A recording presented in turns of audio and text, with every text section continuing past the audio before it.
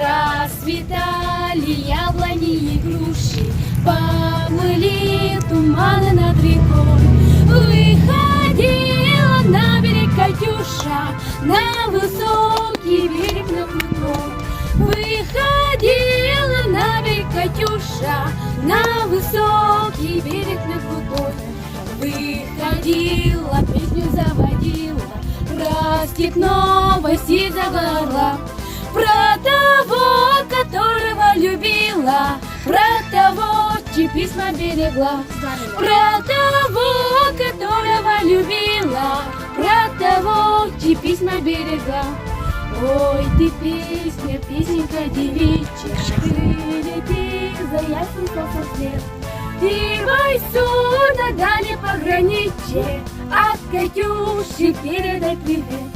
И войсу дали пограничье, от Катюши передай привет. Пусть вспомнит девочку простую и услышит, как она поет. Пусть он землю сбережет родную, а любовь Катюша сбережет. Пусть он землю сбережет родную, а любовь Катюша сбережет.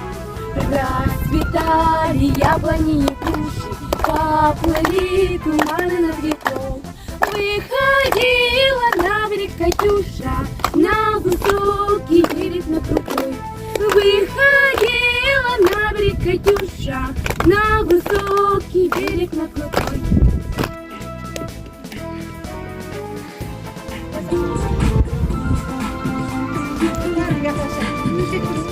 Kılımlardan geldin, ilaç oldu cengin, Kırgız elin ufaklarımız.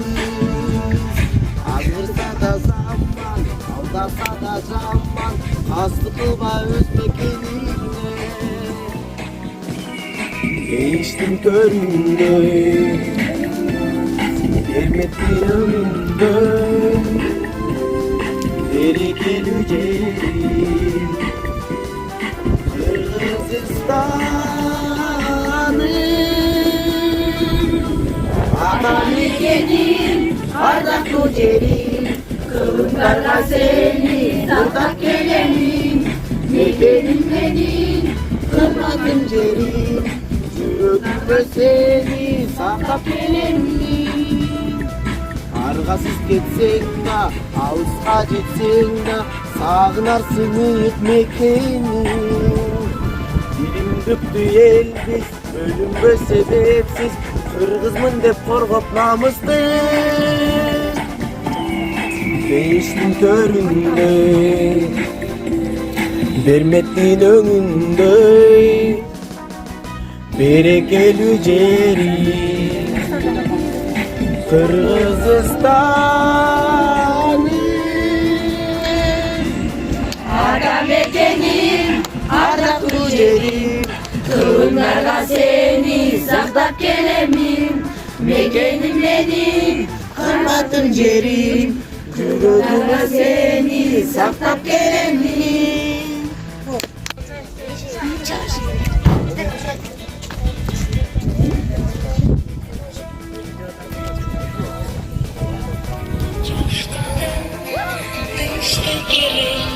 Ayıkada, taşkada, abat koyu, can canı var, öksürük, gariptirdim kanat gibi.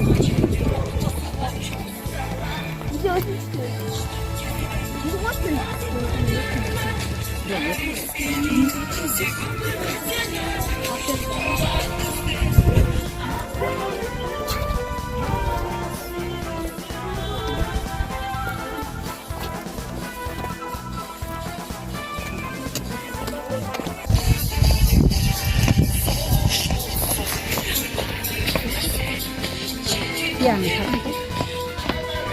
Bol söz.